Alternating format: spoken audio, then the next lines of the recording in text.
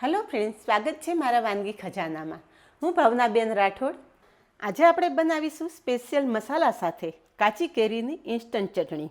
10 મિનિટમાં બનાવો અને આખું વરસ સ્ટોર કરો. પૂરી, પરોઠા, રોટલી કે ભાખરી સાથે ખાવ ને તો મજા પડી જાય. અમુક નાની નાની ટિપ્સ છે જે આગળ વિડીયોમાં તમારી સાથે શેર કરેલી છે.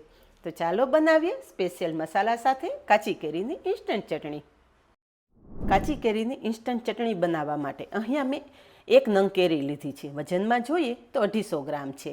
કાચી કેરીની પસંદગી કરવા ટાઈમે ખાસ ધ્યાન રાખવાનું કે એકદમ ફ્રેશ અને કઠણ કેરી હોવી જોઈએ. પોચી પડેલી કે વાસી કેરીની ક્યારેય પણ ચટણી નહીં બનાવવાની. તો કેરી સમારી લેશું. પાછળનો ભાગ અલગ કરી અને આ રીતે છાલ ઉતારી લેશું. અહીંયા કેરીની છાલ ઉતારી લીધી છે. હવે 2 ભાગમાં સમારી લેશું.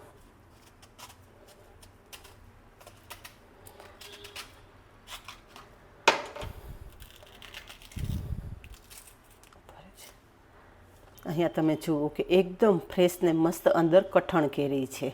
હવે કેરીનો ગોટલીનો ભાગ અલગ કરી અને નાના પીસમાં સમારી લેશું. ભાગ કડક છે એટલે એ ભાગ આપણે દૂર કરી દઈશું. જો એકદમ કૂણો ભાગ હોય ને તો એ કાઢવો કોઈ જરૂરી નથી. આ કેરીના ટુકડા પણ તમારે એક સરખા કરવાની કોઈ જરૂર નથી. તો અહીં આપણે ગોટલીનો ભાગ અલગ કરી લીધો છે. હવે કેરીના આપણે ટુકડા કરી લઈશું. તો રફલી સમારી લેવાના છે કારણ કે આપણે ટુકડા પીસવાના છે. કેરી સમારી લીધી છે તો સમારેલી કેરી મિક્સર જારમાં લઈ લેશું. એટલે જ આગળ કહેલું કે આપણે કેરીના ઇક્વલ પીસ કરવાની કોઈ જરૂર નથી. અને કેરી બને એટલી ફાઇન પીસી લેશું. અહીંયા જુઓ કે કેરી મેં એકદમ બારીક પીસી લીધી છે. કેરી પીસવામાં મારે 2 ચમચી જેટલા પાણીની જરૂર પડેલી છે.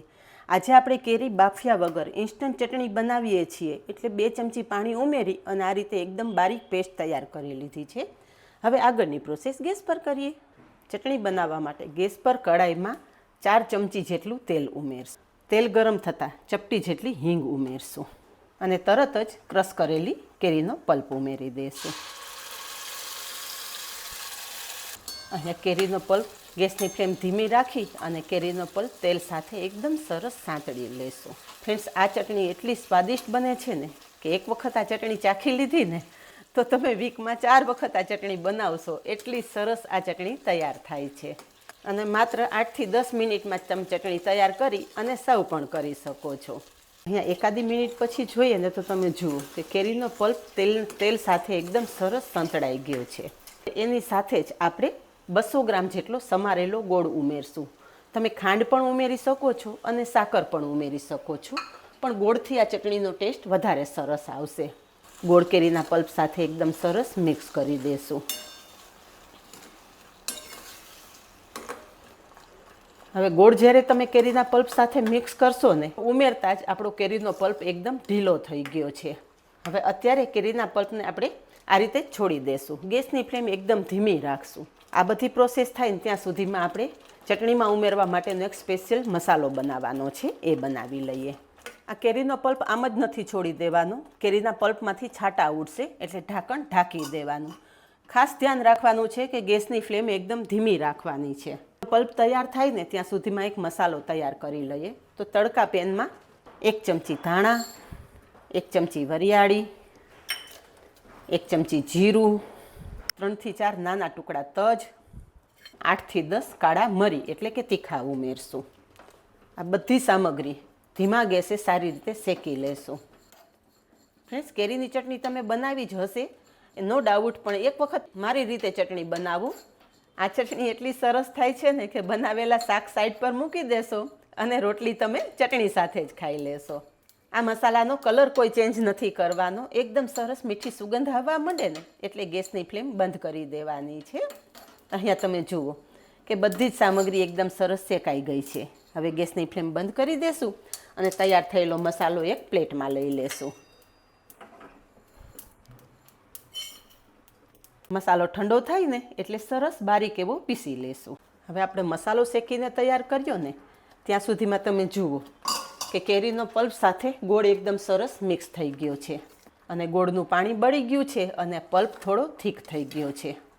અહીંયા ગોળનું બધું જ પાણી બળી જાય ને, મસાલો જે શેકીને રાખેલો હતો ને પીસી લીધો છે. તો પીસેલો મસાલો આપણે કડાઈમાં ઉમેરી દઈશું અને એની સાથે જ 2 ચમચી જેટલું લાલ મરચું પણ ઉમેરી દઈશું અને 1 ચમચી કે પછી સ્વાદ પ્રમાણે મીઠું ઉમેરશું. બધા જ મસાલા ચટણી સાથે એકદમ સરસ મિક્સ કરી લેશું. બધો જ મસાલો મિક્સ થતાં તમે ચટણીનો કલર જોઈ શકો છો ફ્રેન્ડ્સ, અને ચટણીની થિકનેસ પણ એકદમ મસ્ત આવી ગઈ છે. ગેસની ફ્લેમ બંધ કરી દેશું અને તૈયાર થયેલી ચટણી થોડી ઠંડી થવા દેશું. ચટણી ઠંડી થશે ને એટલે થોડી વધારે થીક થશે, એટલે આ રીતની થિકનેસ હોય ને ત્યારે જ ગેસની ફ્લેમ બંધ કરી દેવાની. પણ એક વાતનું ખાસ ધ્યાન રાખવાનું કે ગોળનું અને કેરીનું પાણી બધું બળી જવું જોઈએ, તો જ આ ચટણી તમે લાંબા સમય સુધી સ્ટોર કરી શકશો.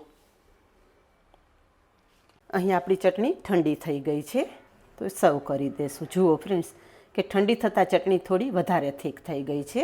ફ્રેન્ડ્સ, ચટણી સર્વ થાય છે ત્યાં જ મોઢામાં પાણી આવે છે ને આમે તે કેરીની કોઈ પણ વેરાયટી તમે બનાવો, બનતા જ મોઢામાં પાણી આવવા માંડે. તો તૈયાર છે માત્ર 8 થી 10 મિનિટમાં તૈયાર થઈ જતી ખાટી મીઠી કાચી કેરીની ચટણી. ફ્રેન્ડ્સ, જો તમને આજનો વિડીયો પસંદ આવ્યો હોય ને તો વિડીયોને એક લાઇક ચોક્કસ આપજો. આવા જ નવા વિડીયો જોવા માટે ચેનલને સબસ્ક્રાઈબ કરી લેજો અને પાસે રહેલું બેલ પણ પ્રેસ કરી રાખજો, જેથી આવનારા બધા જ નવા વિડીયોની નોટિફિકેશન સૌથી પહેલાં મળે. આજે બસ આટલું જ. મળીએ નેક્સ્ટ વિડીયોમાં. ત્યાં સુધી બાય. Thank you.